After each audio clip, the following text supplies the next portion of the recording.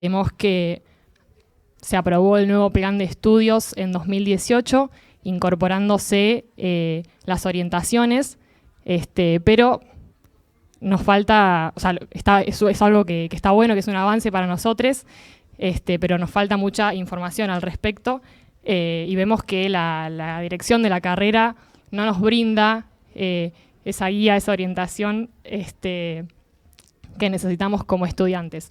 Así que, bueno, desde la 15 pensamos estos espacios colectivos entre estudiantes, docentes y graduados de la carrera, de nuestra facultad, para sentir que no transitamos estos espacios solos y solas, sino que se puede transitar mucho mejor en colectivo, organizándonos ante las falencias que tenemos en la carrera. Así que bueno, voy a presentar a las invitadas que tenemos hoy. Arrancamos con el panel de opinión pública.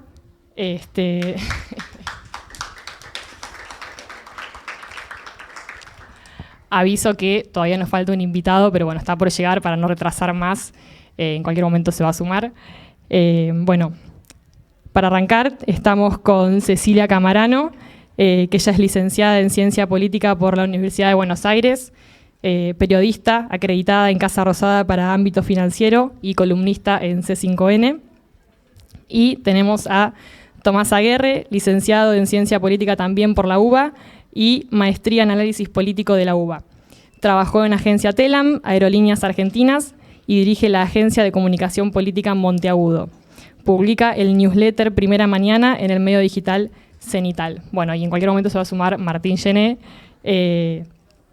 que es politólogo y docente de Teoría 1 acá en la UBA, discurso político y análisis de opinión pública, y hace investigación periodística y guión en País de Boludos.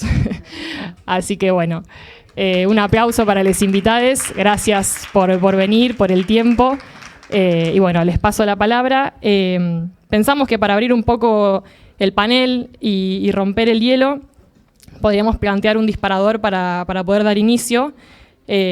¿Cómo les resultó el encuentro entre las herramientas de la disciplina con el campo profesional de la opinión pública y qué desafíos plantea esta relación?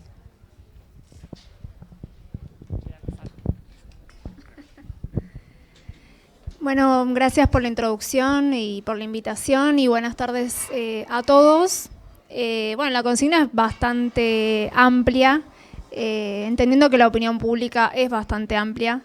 En mi caso en particular entiendo que eligieron distintos perfiles, si bien todos están atravesados por lo mismo. Las herramientas que de alguna manera me brindó la ciencia política para poder dedicarme al periodismo no están vinculadas solamente a, no sé, la típica pregunta que se nos hace a los periodistas que hacemos política cuando hay elecciones, que es explicar el método DONT. Sino que me parece que el aporte que podemos hacer es mucho más profundo, entendiendo que bueno, nuestra carrera, hola, ¿cómo estás? Aborda el estudio del poder, los actores que componen ese poder y las distintas metamorfosis que hay entre esos actores. Entonces me parece que, bueno, sin duda tenemos mucho para aportar al campo de la comunicación en ese sentido, entendiendo siempre que, al menos en el caso del periodismo, no es lo mismo la comunicación política que el periodismo, es algo que viene después, que si bien ahora en este contexto político parece estar bastante mezclado, ¿no? El tema de periodistas que son voceros o viceversa, me parece que es fundamental tenerlo en claro, pero para empezar eso, me parece que tenemos un aporte mucho más amplio para hacer en el campo de la comunicación, del que a veces se nos quiere limitar, y sobre todo alentarlos a que, bueno, a veces uno piensa, bueno, ¿por qué no estudié comunicación o periodismo? Si por ahí se dan cuenta más cuando están promediando la carrera que querían dedicarse a esto, bueno, se puede elegir ese camino. Sigo yo porque te perdiste la pregunta. No, la pregunta era el cruce entre las herramientas de la facultad y el trabajo afuera. En mi caso, yo tengo un poco los dos roles, trabajo en comunicación política y hago algunas cosas en medios. Me voy a referir más a mi trabajo respecto de la comunicación política. Yo creo que los politólogos y las politólogas tenemos una tarea importante en la comunicación política, especialmente en algunos momentos de las campañas electorales y de las campañas de comunicación de gobierno también, de campañas en general, que tiene que ver con los momentos de redacción y armado de estrategias de comunicación. Me parece que ahí hay un lugar donde la carrera nos dio o nos debería dar algunas herramientas que nos pueden distinguir un poco de un trabajo que puede hacer un redactor publicitario, un dirigente político, un diseñador, digamos, lo que sea que conformen el equipo de una campaña. Creo que si algo distinga la tarea de los politólogos y las politólogas es que nosotros deberíamos tener la capacidad de hacer análisis político, ¿no? Análisis político entendido como no como opinar, como sentarse en un bar y opinar, que es una cosa que está bien y es saludable para la democracia y para las relaciones sociales también. Pero el análisis político es algo distinto, es una subdisciplina de las ciencias sociales, tiene unas herramientas, tiene unas categorías, tiene una metodología, tiene un marco teórico. Y eso, a la hora de pensar una campaña, sea electoral o sea de gobierno, es un valor que nosotros podemos y deberíamos poder aportar. Si yo tuviera que pensar dónde se me dio ese cruce a mí en particular, bueno, fue un poco ahí, digamos, con mayor suerte a veces, con menor suerte a veces, pero lo que un politólogo puede aportar debería poder aportar es un poco de capacidad de análisis basada en herramientas que tienen que ver con el análisis de la opinión pública, con el análisis de discurso, no discurso entendido solamente como la palabra hablada, sino como las acciones que buscan darle sentido a las cosas que pasan. Y en ese sentido, no sé cómo está ahora el programa de materias, pero cuando yo hice la carrera, por lo menos, había algunas materias interesantes que nos dotaron de algunas de esas herramientas, porque el análisis político no se circunscribe solamente a leer una encuesta o a leer un diario, sino que uno tiene que tener como cierta creatividad o capacidad de juntar datos de distintos lugares para entender un poco el escenario y el campo político y aportar desde ese lugar. Ese es mi resumen. Buenas. Bueno, si está por acá, me gustaría que diera la cara la persona el psicópata que nos hizo creer que de entrada había que tener claridad vocacional. El abanderado vocacional, el que en su foto del cumpleaños de 10 años tenía la cobertura de la torta con el frente de las facultades sociales, la remera de Almond y Powell, una cosa. No existe, para mí hay que, digamos, en esto voy a ser como empático, me parece que hay que relajarse con todas esas presiones sobre la claridad del gusto. Elegir una carrera no es elegir un laburo tampoco. Hay muchas formas del ejercicio profesional a partir de lo que se estudia. Así que yo, en primer lugar, relajaría toda esa presión sobre la certidumbre de lo que les gusta y todo. Segundo, me dejaría llevar absolutamente por una indagación curiosa en el origen de la carrera. Lo importante es que estén en el ambiente de la universidad pública, pueden después variar. Yo me quedaría acá, en la mejor carrera de ciencia política, aún a pesar de sus docentes, ¿no? Pero me parece que hay que abandonarse esa curiosidad y a los saberes inútiles, esos que nos dicen...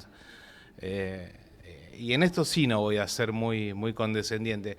Hace falta también un espíritu más amateur entre nosotros, una pasión de llegar, vivir la facultad, todo lo que se pueda, todas las horas que le puedan sustraer al mercado para vivir la facultad, háganlo ahora, después es mucho más difícil.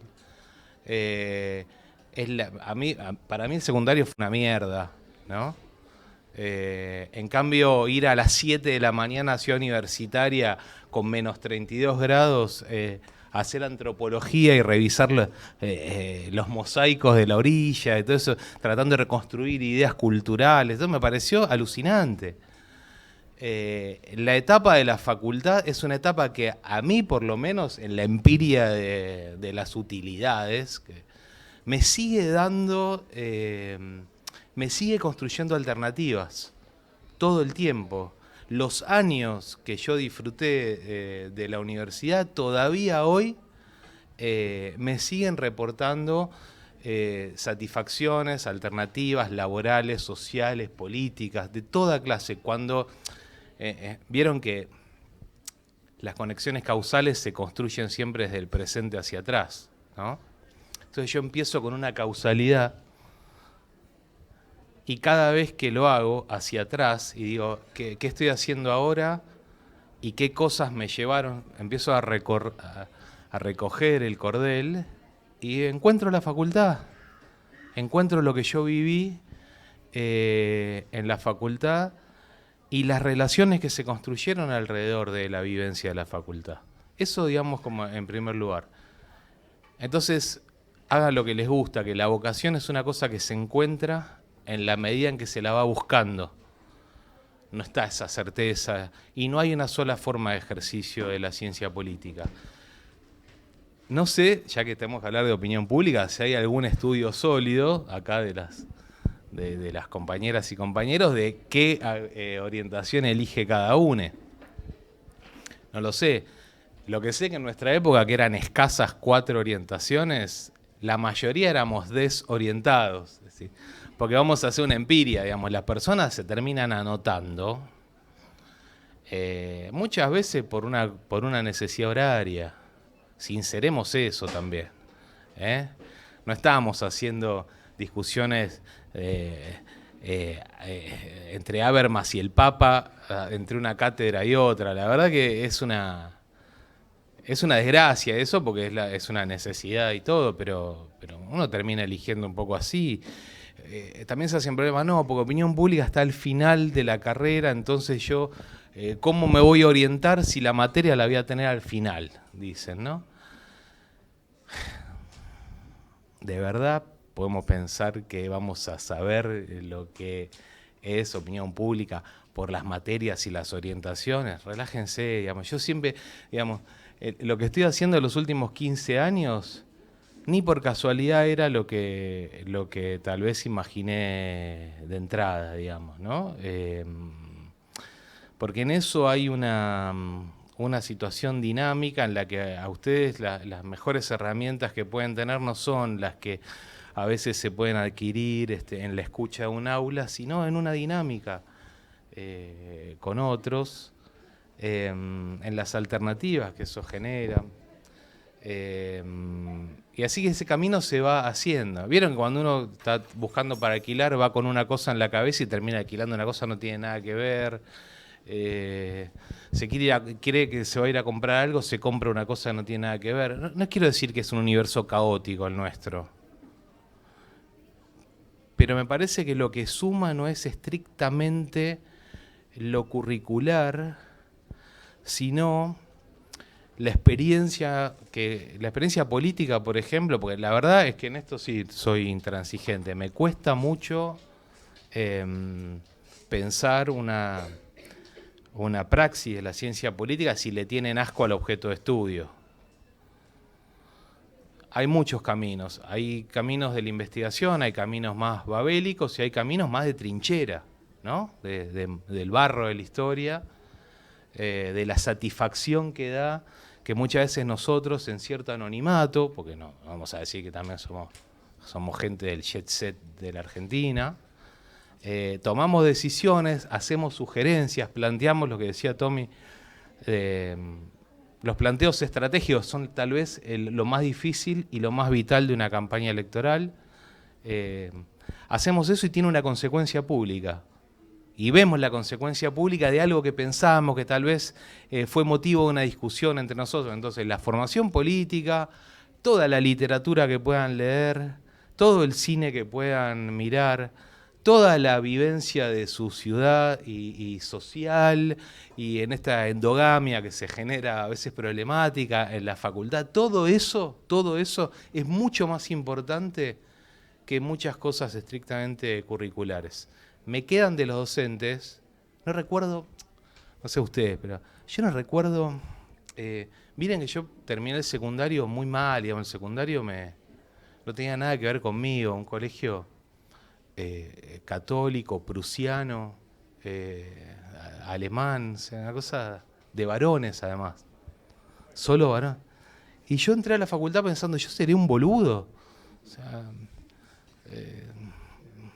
¿será esto para mí? O sea, y no, sí, la verdad, me recibí con diploma de honor que nunca reclamé. Y en eso, y en esa manera de vivir las cosas, hay un amor, una curiosidad, una capacidad de asombro, esa ansiedad por ir a discutir con los demás lo que se ve en el aula, que no se puede transmitir así de otra manera. No recuerdo una sola clase de un docente. No recuerdo lo que me dijo Tomás sobre Aristóteles ese día. No recuerdo eso, pero sí tengo un concepto de Tomás. Sí tengo un concepto de cada docente. Eso es lo que queda. No van a recordar eso, mucho menos el apuntismo, ¿no? Una costumbre bastante siniestra. Queda lo que se construye acá. Y en el ejercicio profesional lo que queda es un uso de una creatividad para hilar esas cosas y buscar una consecuencia pública de lo que ustedes están haciendo. Eso es lo que me parece como lo más sagrado, lo más el fuego ese que tiene acercarse a ciencia política, militar, formarse, volverse en una ciudadanía plena, digamos, ¿no? Eso es lo que me parece.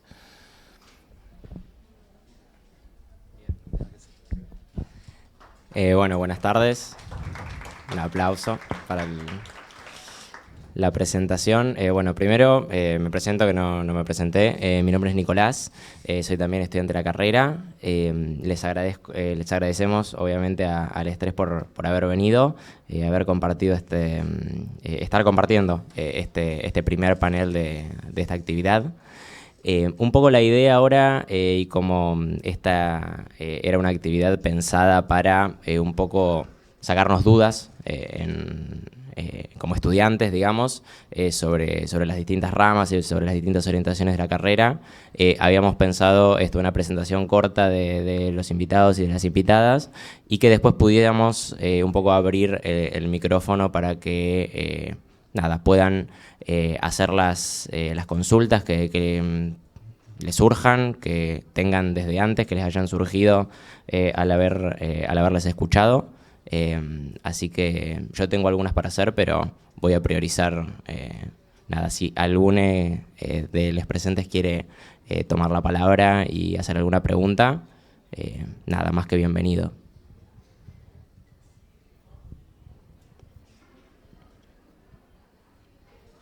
Si no, corro con la mía.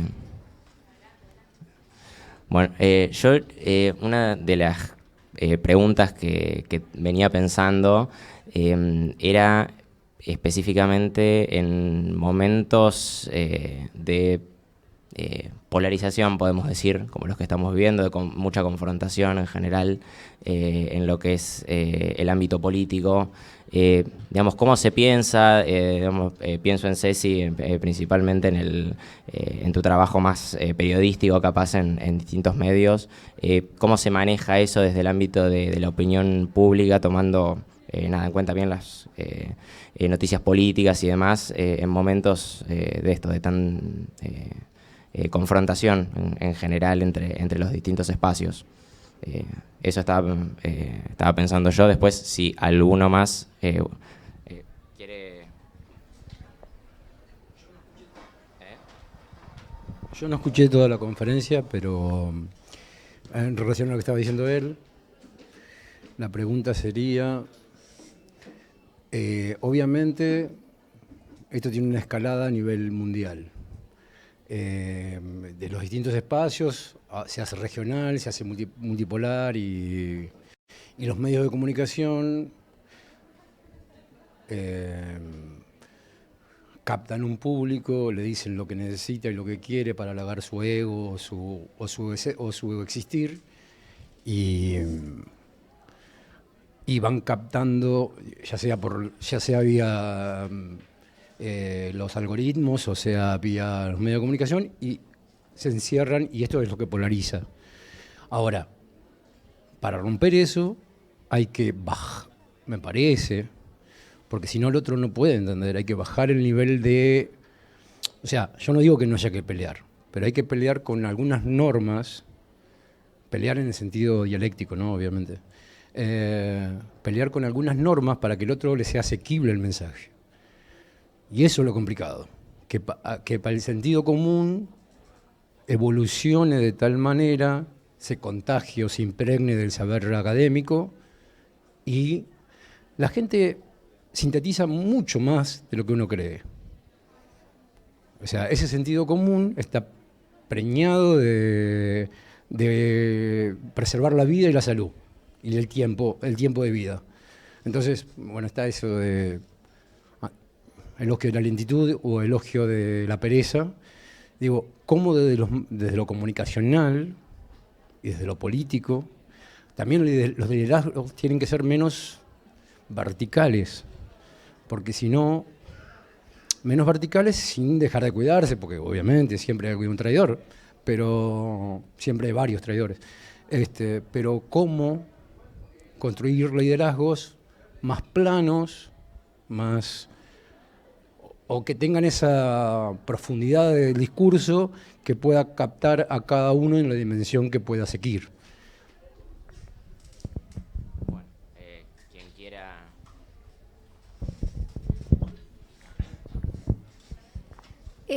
Bueno, el desafío de informar en un país con polarización es algo que siempre interesa mucho también a los colegas que son de afuera.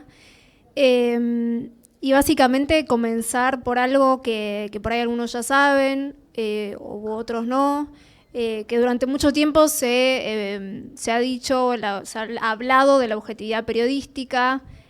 Bueno, que esta como tal básicamente no existe, porque desde el momento en que todos ejercemos nuestro derecho a voto o nos posicionamos desde un lugar en la escritura, en nuestra narrativa, nosotros lo que hacemos es ponerle narrativa a los hechos.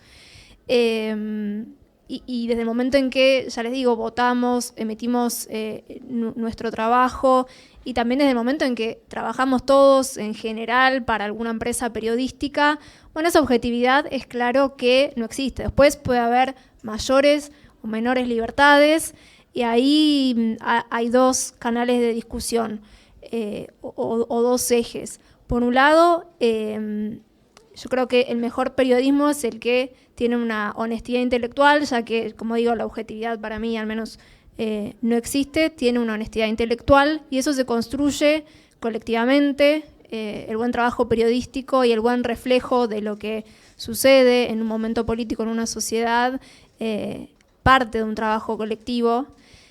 Y me refiero a trabajo colectivo no solo a la hora de informar, sino también a la hora de construir políticamente en los espacios de trabajo. ¿Por qué? Porque cuando uno trabaja para una empresa periodística, se tiene que enfrentar seguramente con distintas líneas editoriales, y no es lo mismo hacerlo solo que hacerlo con tus compañeros. Es cierto que al final del día muchas discusiones con los editores o con los jefes terminan siendo personalísimas, porque en realidad es uno solo defendiendo un título o defendiendo una nota frente a un superior. Pero me parece que en la construcción colectiva que se puede hacer desde los distintos espacios de trabajo, como por ejemplo los sindicatos de prensa, se puede pelear por hacer un mejor periodismo y en definitiva que se refleje mejor esa narrativa que nosotros le ponemos a los hechos de cara a la sociedad. Yo comparto, creo que todo lo que dijo, y me quedo sobre todo con la idea de, me parece que lo único que podemos hacer es ser honestos respecto de lo que pensamos y respecto de por qué hacemos y escribimos y analizamos y hacemos lo que hacemos. Me parece que no hay mucha vuelta que darle a eso. A mí me parece que durante mucho tiempo, desde esos dos polos que existen, los dos queríamos... los dos estábamos los dos polos me refiero, que no hace falta que los diga, que ya sabemos cuáles son, estábamos como muy obsesionados con disfrazarnos de la cara amable del polo que éramos para tratar que los del medio vengan un poquito más para acá. A mí me parece que esa etapa ya pasó y no funciona más y es todo tan claro y tan evidente, y me parece que hoy es un día significativamente claro al respecto, que eso no funciona más. Y yo creo que es medio feo lo que voy a decir, pero hay que resignarse un poco a que uno le habla al que le habla. Y obviamente, y todos tenemos pretensiones de que nos escuche todo el mundo, pero hay un momento donde uno tiene que tener en claro que es parte de una cosa mucho más grande, y que por ahí la tarea de uno no es necesariamente ir a buscar al que está allá lejos y que nadie, sino que a veces tu tarea es decir, bueno, yo soy consciente de cuál es mi identidad política y le hablo a una parte que quizás está un poco más convencida, y esa tarea no es menor, es bastante importante, digamos. Incluso creo que es mucho más difícil que la otra tarea, que es la de, bueno, yo no creo en nada, entonces le hablo a cualquiera y hablamos de cositas y no sé qué. A mí me parece más valorable la tarea del que asume que es parte de un colectivo político, ideológico, lo que sea, y hace su tarea con mucha honestidad. Y a veces esa tarea es profesionalmente mucho más interesante y relevante que el del que intenta simular una cosa que no es para tratar de conquistar a no sé quién. Digo, tampoco voy a hacer una defensa de que vale todo si uno está ideológicamente convencido, porque no es la idea. Pero yo creo que cuando vos sos claro y honesto respecto de lo que pensás, a qué lugar pertenecés y construís desde ahí un discurso, unas ideas, un producto, lo que sea, me parece que eso a la larga se paga solo, digamos. Incluso el que no está muy de acuerdo con vos puede llegar a valorar que vos digas, bueno, yo no pienso como vos, pero creo que lo haces honestamente y lo decís porque lo creés, y eso para mí es un aporte necesario, no sé. Sí. Creo que la honestidad en este laburo muchas veces está en ampliarle el campo de la decisión a la persona a la que asesoramos o para quien construimos contenido o a quien, digamos, tiene que tomar una decisión editorial, tal vez. Entonces, nuestra honestidad es, mira, ante esto están estas tres alternativas, las consecuencias de esos caminos son estas tres, ¿no? Y después está la decisión política, si no nosotros nos salimos de rol cuando estamos, no hay que salirse de rol ahí, aunque uno muchas veces milita alternativas. Sobre los antagonismos no quiero abundar porque me parece que quedó bien, la metáfora quedó sobrevolando con claridad. Creo de todas maneras que no es análoga a la voluntad de radicalización en el desacuerdo, en términos de Rancière. En el desacuerdo no estamos teniendo la misma actitud. Me parece que hay una radicalización por derecha, hay un crecimiento de discursos de odio que no encuentran una simetría. Me parece que se dan situaciones bastante curiosas que son contraintuitivas para el prejuicio político, y es que nosotros estamos haciendo En el nosotros me estoy refiriendo principalmente al kirchnerismo, al frente todismo, que asumo como mi identidad. Me parece que estamos muchas veces haciendo defensas del liberalismo político en términos rawlsianos, si quieren, en términos de democracia deliberativa, muchísimos más comprensivas y respetuosas del desacuerdo que las que muchas veces nos son endilgadas a nosotros. Entonces, no quiero abundar sobre la dinámica de eso, que todos más o menos lo tienen vivencialmente, pero me gustaría hacer algunas apreciaciones sobre el contexto en el que ocurre ese desacuerdo, en función de lo que decía preguntaba el compañero. Me hiciste acordar una cosa que decía Horacio González: la moderación no es una especie distinta y mucho menos superior a la intensidad.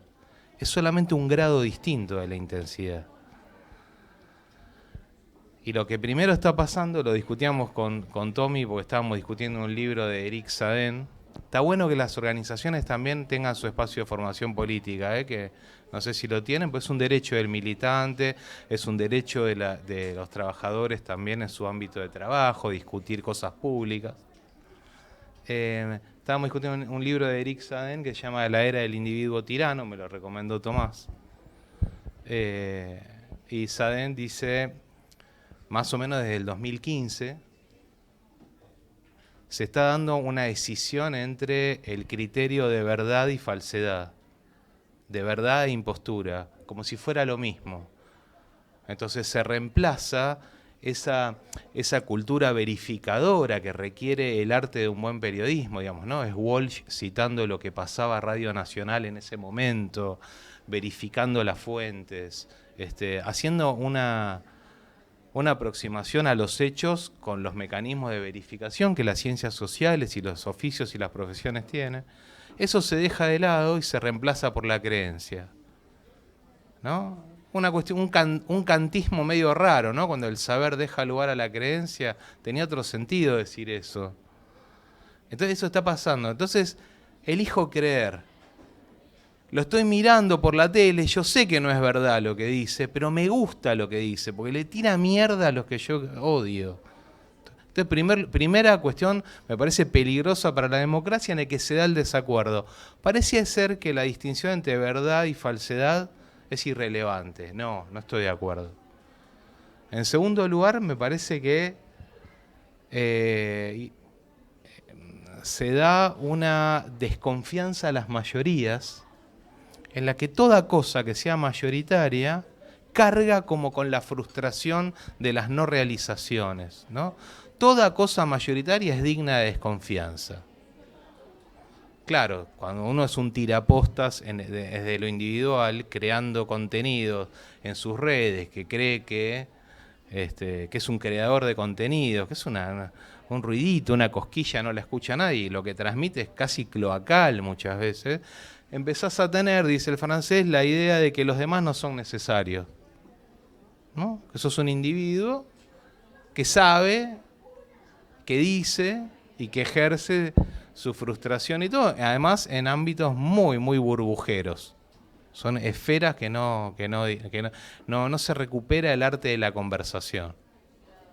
Ahora, yo no le voy a pedir a Cristina que converse con un tipo que le hace 8 indagatorias en un día, el día que es el aniversario de su marido fallecido. No considero moralmente. Lo otro que pasa es que aparecen, digamos, un deterioro de la relación democrática, porque nunca, como ahora, me parece que fue tanta la distancia, es tanta la distancia entre la ciudadanía desclasificada, digamos, ¿no? La ciudadanía, digamos, más elemental, y los grupos con poder corporativo, en los que a veces el Estado aparece asociado a esos grupos. Hay una enorme distancia entre esas grandes organizaciones y mucha asimetría con nosotros, que debemos ser quienes tienen a esos bajo control, porque eso es la democracia, ¿no? La democracia es el gobierno de los pobres y muchos, no es una anomalía, es una creación de los pobres la democracia. Entonces me parece que ese desacuerdo se da también en estas situaciones, en donde además nuestra capacidad de incidir en la realidad se ve mermada, tanto porque es muy difícil ocuparse de los asuntos comunes. Los griegos decían, si yo no tengo asegurado lo necesario para la vida, no puedo acceder a la segunda vida, que es la vida de lo político. ¿Cómo me voy a ocupar de los asuntos comunes si no tengo resuelta ni mi comida, ni mi habitación, ni mi propia, digamos, reproducción entre pares, digamos, ¿no? Mi organización, mi capacidad de tomar parte frente a los que me dicen no hay lugar para vos, no hay parte para los que no tienen parte. Entonces ocurre eso. Y por eso es que se castiga y se desalienta lo público, la reflexión de lo público, la puesta en duda de los saberes establecidos, de las formas establecidas, y sobre todo se pone en duda que tenga algún sentido ejercer control ciudadano sobre, por ejemplo, poderes no elegidos y por lo tanto no democráticos. Yo me pregunto, ¿qué razón impide que tengamos una deliberación potente sobre la elegibilidad de fiscales y jueces? Porque son un poder no elegido, y la verdad es que la invención de Hamilton, que era un genio, está en el Federalista 51, no, 72 es, 51 es el de las facciones,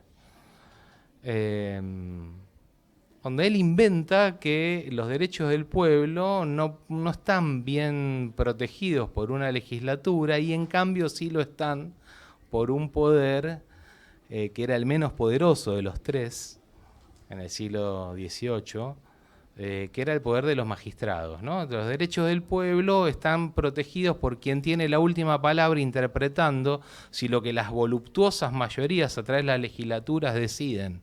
Voy a decir yo que nadie me eligió, si eso que haces es constitucional o no.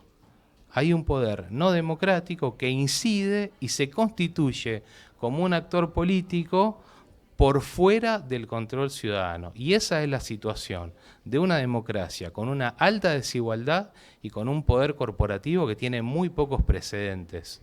En esa condición es que se nos pide que tengamos una actitud dialogante y analítica, y la verdad es que hay y puede haber una amenaza existencial bastante grande es la amenaza. Bien, me parece que las dos preguntas que habíamos hecho, ¿querés? Sí, ok, ¿te parece que haga la pregunta a la compañera y después, bien? Yo solo quería decir que las dos preguntas, me parece que con las tres intervenciones muestran capaz tres miradas distintas desde la opinión pública, yendo más desde el trabajo más periodístico hasta la parte más del discurso, de la teoría política, en algún sentido, que me parece que está muy bueno. ¿Querés...?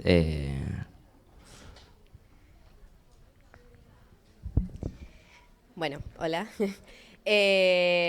Bueno, mi nombre es Rocío, yo estoy más o menos como a mitad de la carrera y me pasa un poco a veces como es un poco difícil proyectar, bueno, qué va a pasar una vez que yo me egrese de esta facultad, como a veces en el ensimismamiento de estar cursando las materias. Entonces mi pregunta iba por el lado de, bueno, cómo una vez finalizada la carrera ustedes se especializaron y, bueno, terminaron dedicándose en las áreas en las que están ahora.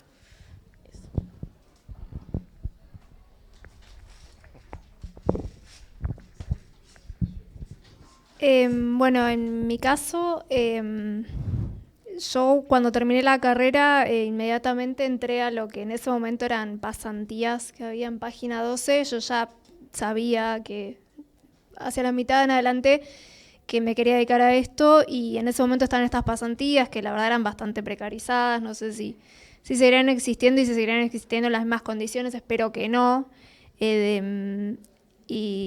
Y esa fue como, digamos, el pase o la experiencia que me vinculó directamente con el mundo profesional. Esto fue hace 10 años y hoy por hoy lo que yo veo es que quienes quieran dedicarse al periodismo también tienen un montón de herramientas que hace 10 años no existían, como son las redes sociales, que pueden usarse para el bien o para el mal. Pero hablando en serio, son grandes plataformas en donde muchos jóvenes han expuesto su trabajo periodístico, y eso los ha vinculado después con alguna posibilidad laboral o han logrado monetarizar, ¿no? Ese laburo. Hace 10 años atrás, bueno, teníamos que hacer las pasantías precarizadas en Página 12, que igual, bueno, si bien tuvo esa contracara mala, no fue tan mala porque de alguna manera también, además de darme el oficio, me ayudó a vincularme con la sindicalización, la defensa de los derechos, porque básicamente era una necesidad.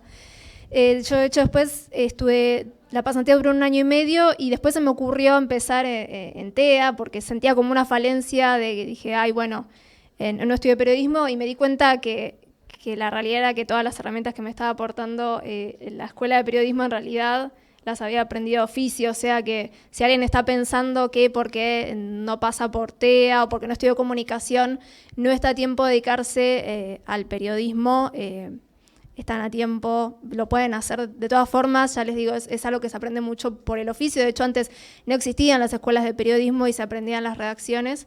Así que en mi caso, bueno, mi vinculación y mi primera experiencia con lo que me dedico actualmente fue esa, pero bueno, ustedes hoy tienen a favor todas las múltiples plataformas y redes sociales para generar buenos contenidos. Yo en mi caso vine con un plan muy concreto, que era terminar la carrera y volverme a Olavarría, al Imperio. Y este año cumplo una fecha para mí trágica, que es que ya llevo la misma cantidad de años en Capital que los que viven en Olavarría. Es una desgracia. Con lo cual no cumplí para nada el plan que tenía. No, me pasó. Yo realmente venía con ese plan, me interesaba un poco más la investigación y la teoría, pero en el paso por la facultad yo empecé a cursar en 2004. Y bueno, nos agarró todo, el 2004, el 2005, el 2008, el conflicto con el campo y todo, y qué sé yo.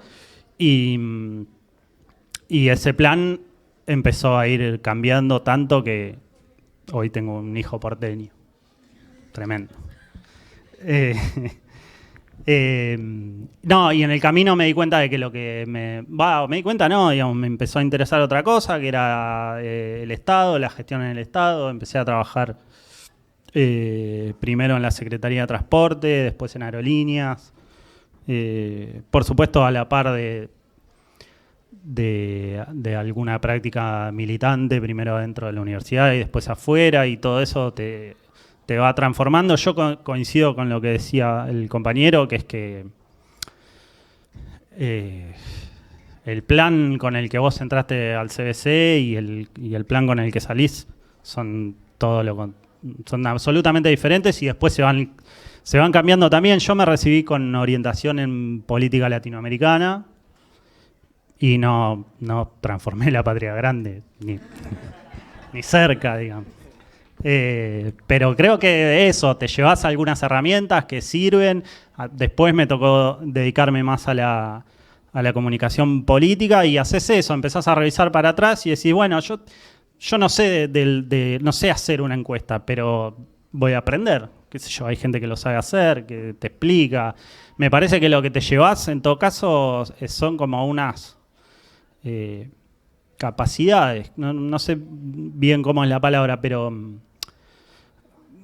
una forma de razonar, de atar hechos, de atar cosas distintas, digamos, porque que vos hagas opinión pública y aprendas a leer encuestas y hacerlas y qué sé yo, tampoco te va a dar una salida laboral necesariamente, digamos, porque incluso discutamos qué es saber hacer una encuesta y qué es saber interpretarla, que es mucho más difícil, no es mirar un cuadro y decir este va ganando y este va perdiendo, digamos. Más complejo que eso.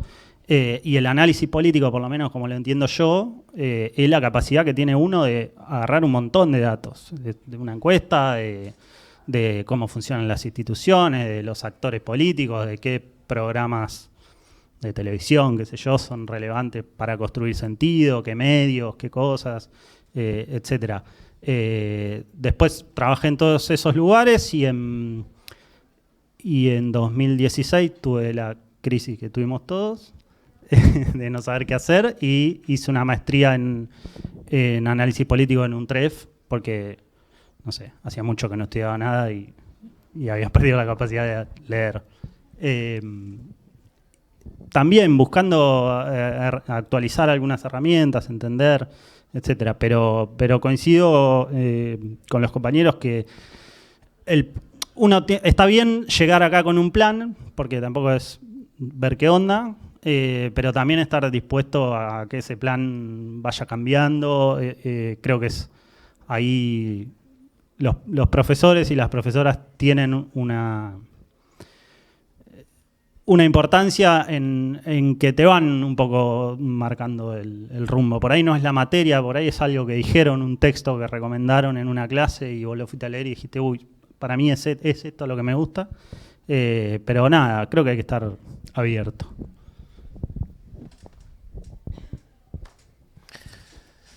Yo terminé la secundaria, esa nefasta, y fui al mismo colegio y éramos compañeros con el fiscal Luciani. No sé si soy claro con la secundaria nefasta. Me voy a reservar a unos recuerdos.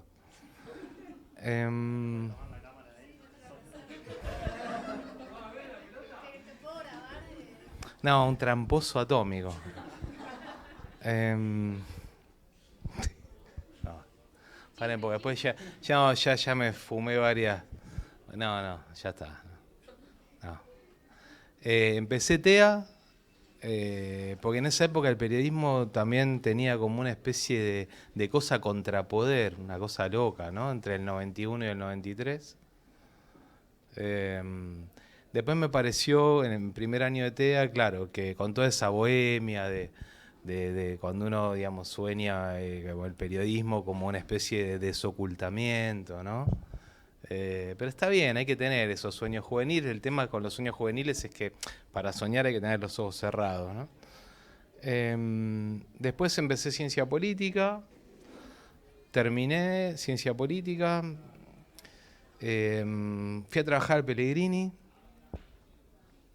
La NUCE no le había dado diplomas a los egresados del Pellegrini para no juntar a los pibes cuando egresaban, así que sin redes sociales los fuimos llamando a todos, le dimos el diploma, gente grande, digamos.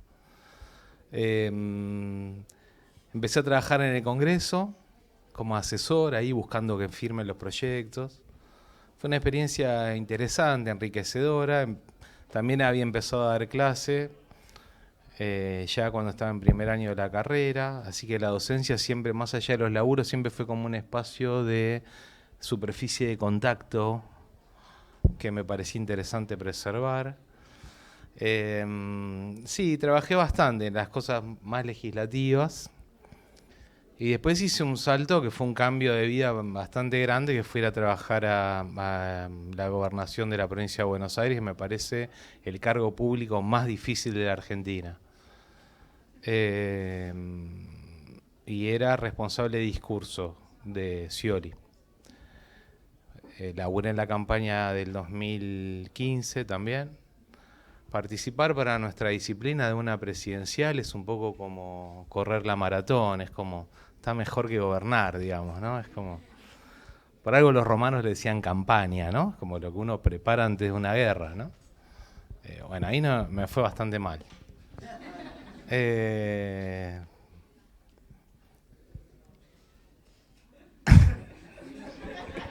Por poco, pero mal. Así que, digamos, después viajaba en el subte con un resentimiento urbano, como decía Tommy, en 2016, pues yo miraba y decía, uy, la mitad de esta gente lo votó, digamos, ¿no? Entonces me volví un sujeto antisocial, un sujeto dolido, digamos, replegado. Volví al Congreso, trabajé con Agustín Rossi en su precampaña que no fue, digamos, ¿no? Porque el 18 de mayo Cristina eligió a Alberto. Y el otro compañero, que era como una guerra civil entre amigos, porque era el responsable de campaña de Felipe, me dijo, che, mirá, me llamaron para la campaña de Alberto, ¿querés venir? Y bueno, ahí nos reconciliamos con una dosis de pragmatismo. Laburamos en la campaña del 19.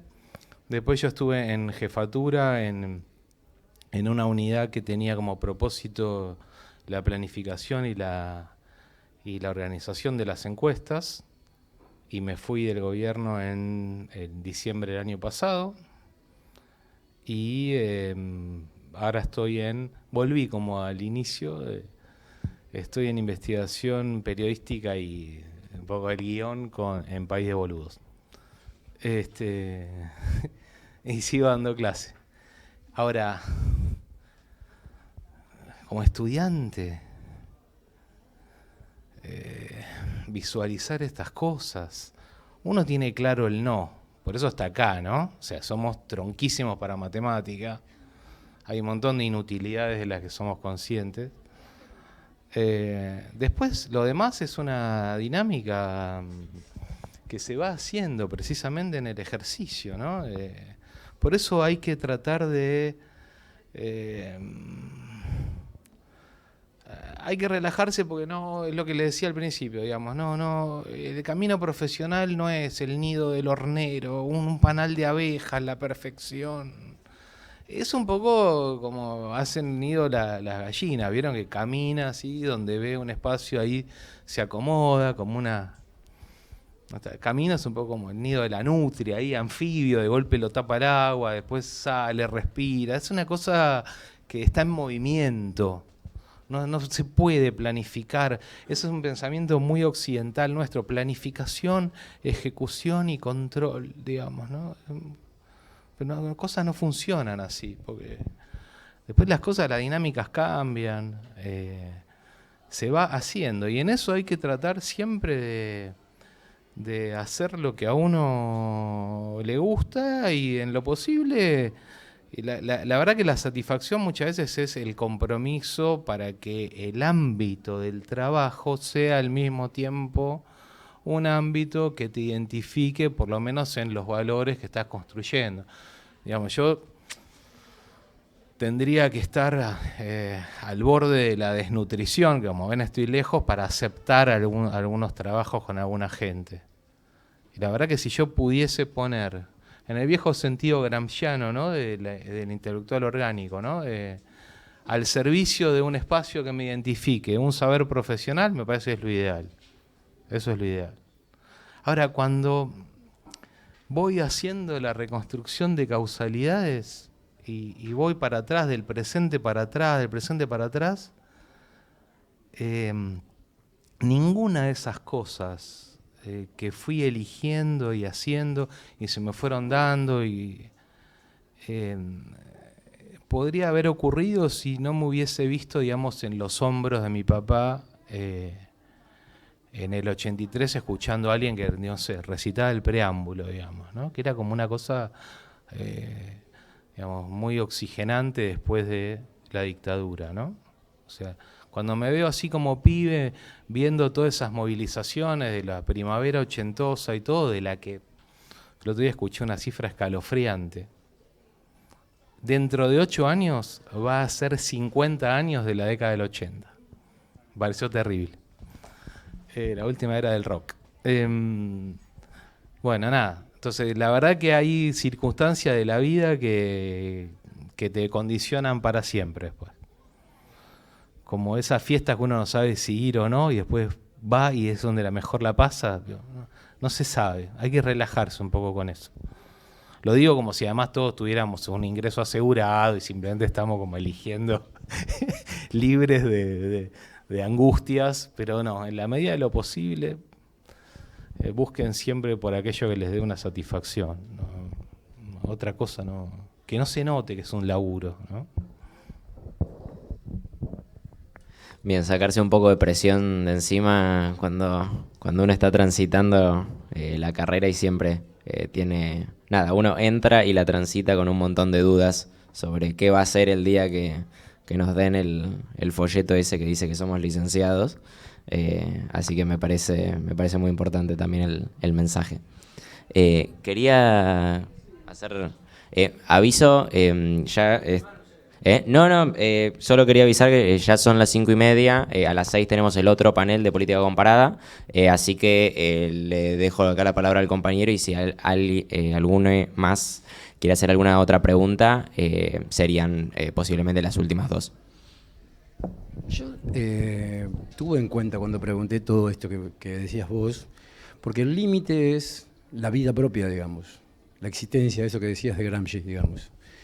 Entonces, ¿cómo hacer para caminar sin enfermarte, sin que te utilizar eficientemente el tiempo, que es lo único que tenemos que utilizar eficientemente, y que eso es lo único que podemos aprender del capitalismo, utilizar eficientemente el tiempo?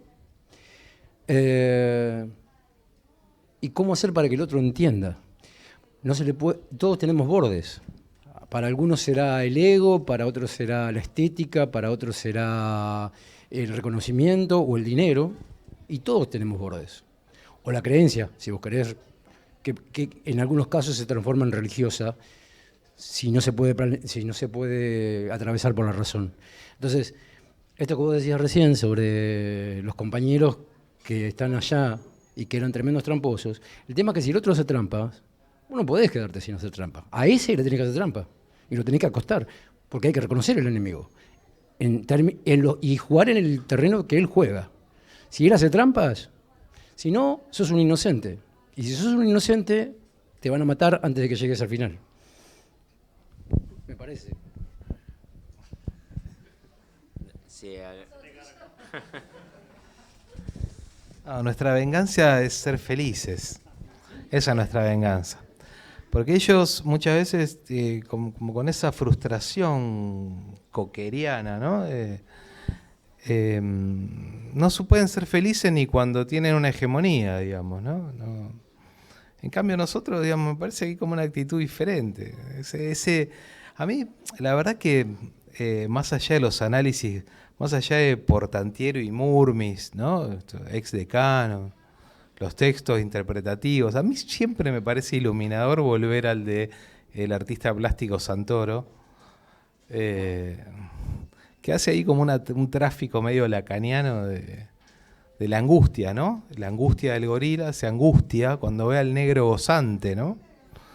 Lo ve disfrutar en el mismo espacio que él, y aunque no le achica su propia vida y su posibilidad, el disfrute ajeno, se angustia. Por eso inventa que queman el parqué, porque así se le acaba el parqué cuando termina de quemar. Y entonces no goza más, ¿no? La envidia del goce. Esa es nuestra venganza. Yo no haría no haría esa vendetta un poco siciliana que dijiste.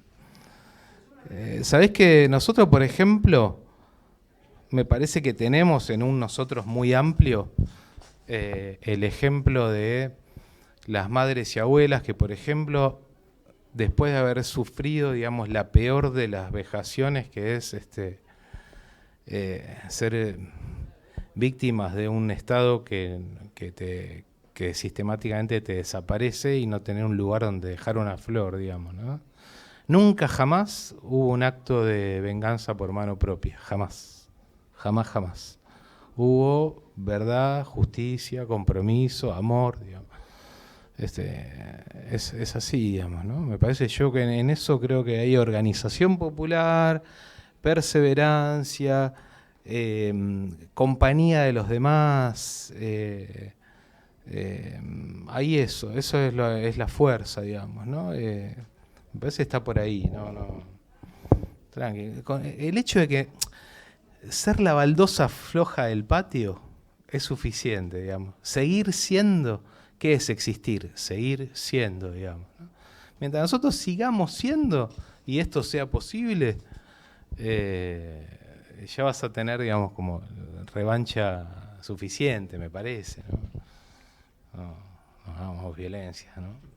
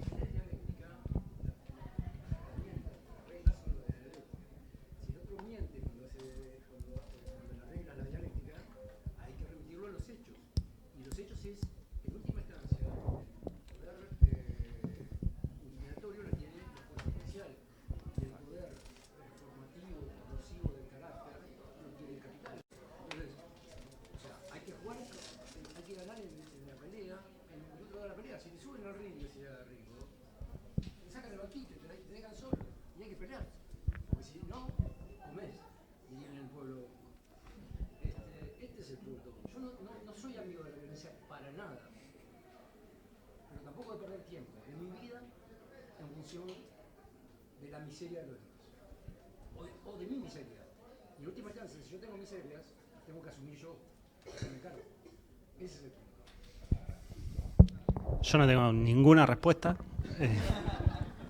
pero tengo un montón de preguntas. No,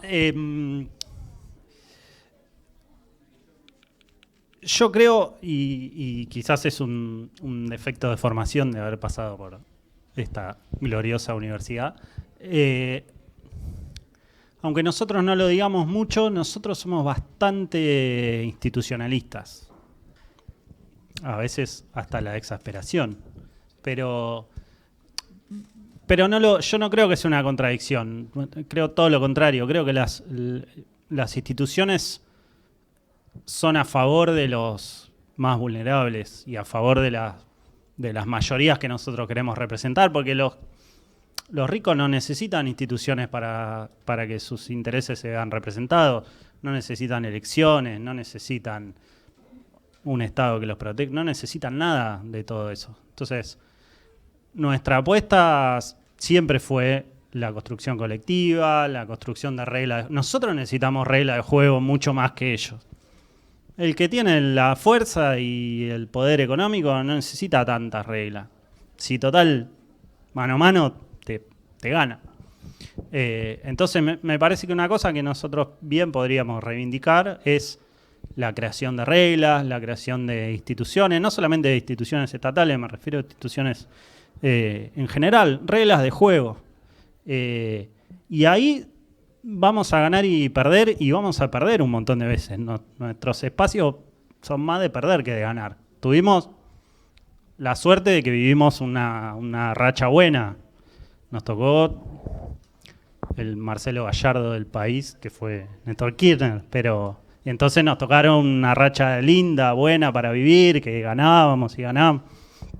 Pero la verdad es que nuestro espacio político, no solo en este país, sino en la región en general, está más acostumbrado a las derrotas. Y en las derrotas también nos sirven bastante las instituciones. Y por eso la tarea cuando vamos ganando es fortalecer esas instituciones para eso, para que el día que vamos perdiendo también nos defiendan un poquito. Yo creo que la apuesta es un poco más esa, que yo no comparto la metáfora de ir a pelear en su cancha. Creo que nosotros tenemos que construir la nuestra cancha, y discutir con nuestras reglas, y si nuestras reglas son hablar con hechos y hablar con lo que para nosotros está bien y no sé qué, bueno, listo, esas son nuestras reglas, y a veces nos sacarán de nuestra cancha y nos llevarán a otras, y a veces vamos a perder, pero soy un poco más partidario de una frase que no está bien vista en el mundo del deporte, que es perder con la nuestra. Pero en la política, ¿por qué no la podemos usar, no? Total, ya sabemos que perder la vamos a perder alguna vez. Bueno, no mucho más para agregar. Al menos llevándolo al terreno en el que convivo día a día, Es cierto, la frustración es diaria porque a veces ellos, por decirlo de alguna manera, tienen canales de comunicación mucho más fuertes que los nuestros, porque cuando te llega las boletas de luz y de gas decís, pensás, ¿cómo sería trabajar y que te den plata en un sobre a cambio de decir tal cosa? Pero la respuesta es que, muy egoísta, es que, no sé, yo no puedo dormir de noche. Bueno, ellos sí. Básicamente tan sencillo como eso, ¿no? Al menos para mí no tiene otra explicación. A veces la pelea no es contra un ellos, a veces la frustración es en el mismo espacio de trabajo y uno se mata a veces tratando de generar contenido de calidad y la nota más leída es el hombre que le injertaron su pene en la pierna. Entonces es como que es diaria la frustración, pero bueno, yo no le encuentro más respuesta al final del día que eso. Yo puedo dormir bastante tranquila a la noche. No sé si ellos podrán decir lo mismo.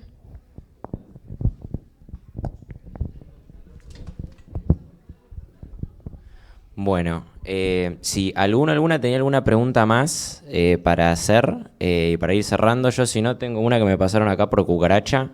No sé si alguna tiene alguna pregunta. Si no, paso a la última, que es una pregunta que tiene bastante que ver con una palabra que salió un poco en la charla y que todo el mundo piensa o pensamos cuando hablamos de opinión pública, que son las encuestas. Y un poco tomando en cuenta el año electoral que se nos viene el año que viene, y vamos a estar desayunando resultados y porcentajes de las distintas encuestas, de las distintas consultoras, se nos ocurre preguntar en qué medida las encuestas sirven, cómo se usan en el ámbito del periodismo para cubrir una campaña electoral, un periodo electoral, un poco en relación a ese tema.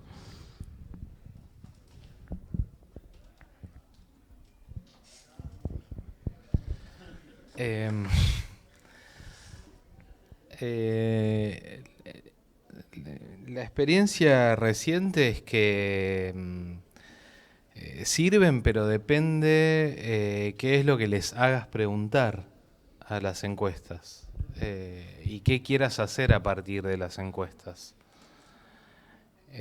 Como un instrumento predictivo, electoral y todo, me parece que es la parte más débil de las encuestas. No me parece concluyente la diferencia entre las técnicas de recolección. La verdad que muchas veces es la consistencia de la firma que la hace la que lo acerca a un resultado más o menos consistente y no la técnica propia.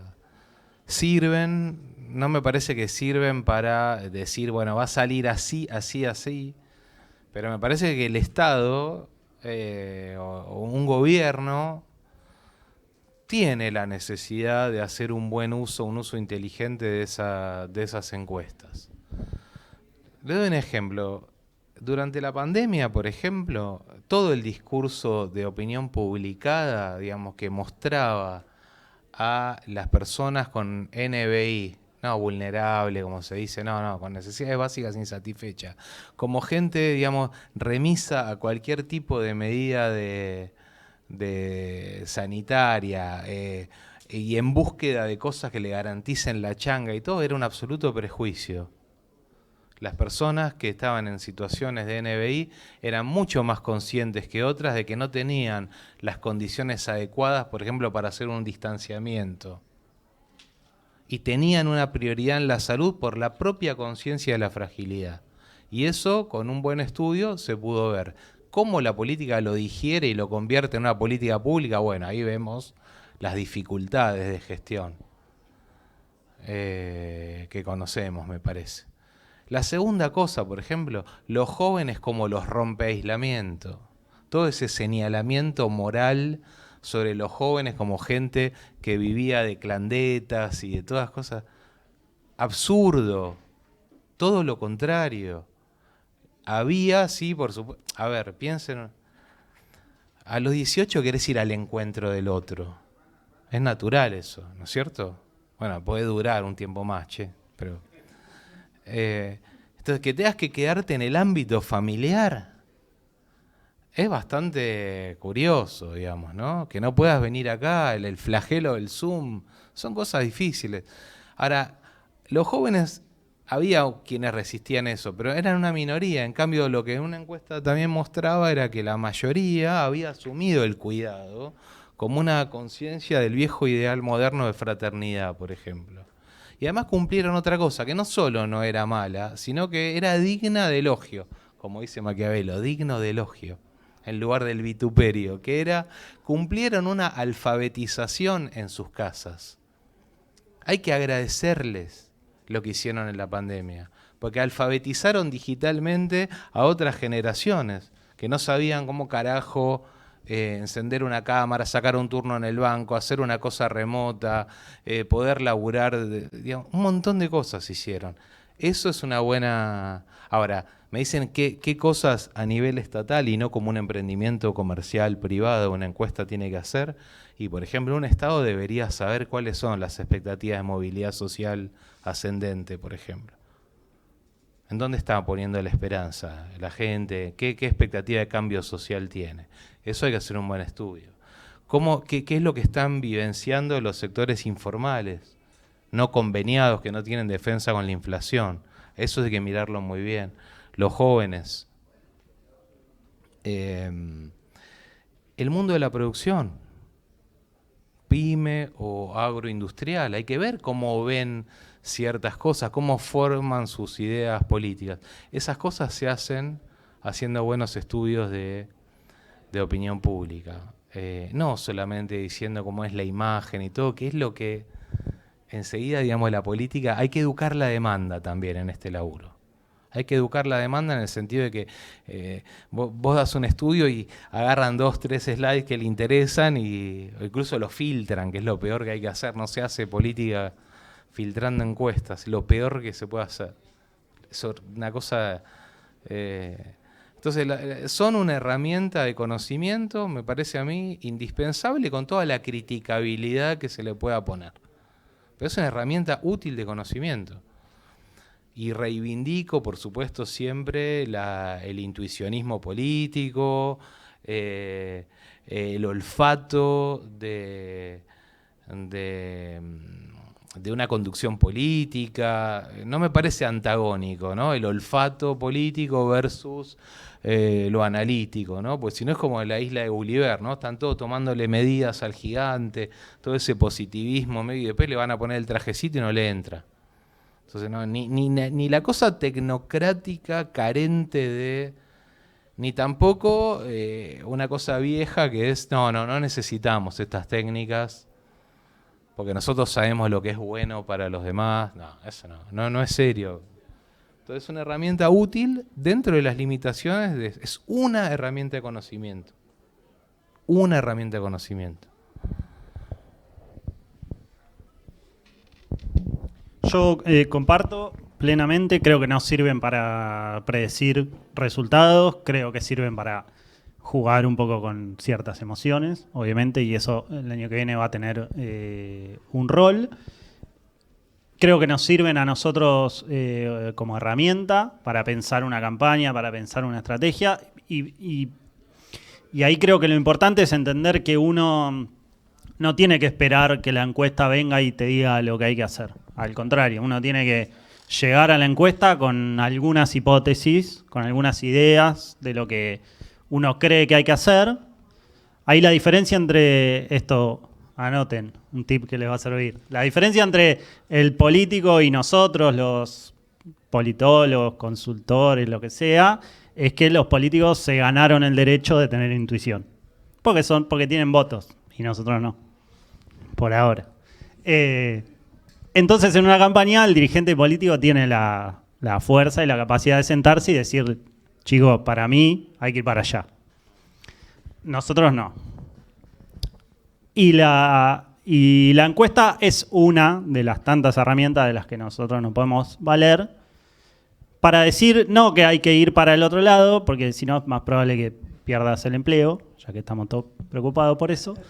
Pero sí, por lo menos para decir, bueno, si la decisión es ir para allá, tengamos cuidado con esto, o hagámoslo de esta manera, o a mí me parece que sería mejor si vamos un poquitito más para allá. Todos esos son herramientas y recursos que validan lo que nosotros tenemos para decir. Ahora, eso hay que hacerlo seriamente y llegando a la encuesta con ideas propias. Yo en general creo, no es cierto que hay dirigentes que se dejan conducir por las encuestas. Eso se dice más de lo que para mí es cierto. Yo creo que los dirigentes tienen ideas sobre lo que hay que hacer y algunos usan un poco más las encuestas y otros las usan un poco menos. Pero sí son importantes para nosotros lo que les decía al principio. Nosotros tenemos para aportar dentro de una campaña, sea electoral, sea de gobierno, la redacción de una estrategia, y una redacción de una estrategia política no puede no contar con esa herramienta, que no puede ser la única, pero que tiene que ser una y bastante importante. Bueno, creo que los compañeros ya dijeron bastante y adhiero a lo que han dicho, y me gustaría rescatar esto de que el año que viene se va a jugar bastante con las emociones, en el sentido de que, bueno, hay elecciones. Y desde el lugar de los medios de comunicación, lo que sí puedo decir es que se hacen pis cada vez que llega una encuesta, porque parece que son también una de las noticias muy, muy cliqueadas, sobre todo si las venden en un enigmático como ¿qué dicen las encuestas sobre Javier Milei, por ejemplo? Así que me parece eso que vamos a, los lectores, los televidentes en general, ser muy cuidadosos con la lectura de las encuestas en el año electoral. Obviamente nosotros, como los que ejercemos el periodismo del lugar que nos toca, también ser muy responsables con cómo se presentan esas encuestas en los medios. Me parece que es algo clave. Y después también, por último, sacar, ¿no?, también a las encuestas de tema electoral, ¿no? Son una gran herramienta fundamental para pensar la elaboración de políticas públicas, sin duda alguna. Como que rescatarlas también para eso. Me parece fundamental.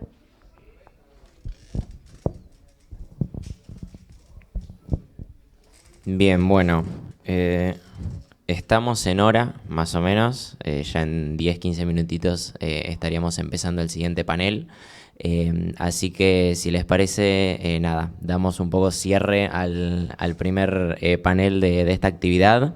Les agradecemos un montón, Martín, Tommy, Ceci, por haber venido. Muchísimas gracias a todos los que vinieron. Este fue el primer panel. Vamos a seguir ahora con el panel de política comparada, y mañana y el jueves vamos a seguir con el resto de la actividad. La verdad, creo que fue una discusión de tres perfiles capaz que aportaron desde su área capaz de trabajo y de especialización, tres miradas capaz que complementarias y distintas sobre las distintas un poco ramas dentro de lo que se hace en opinión pública. Así que creo que estuvo súper interesante y creo que sirvió un montón.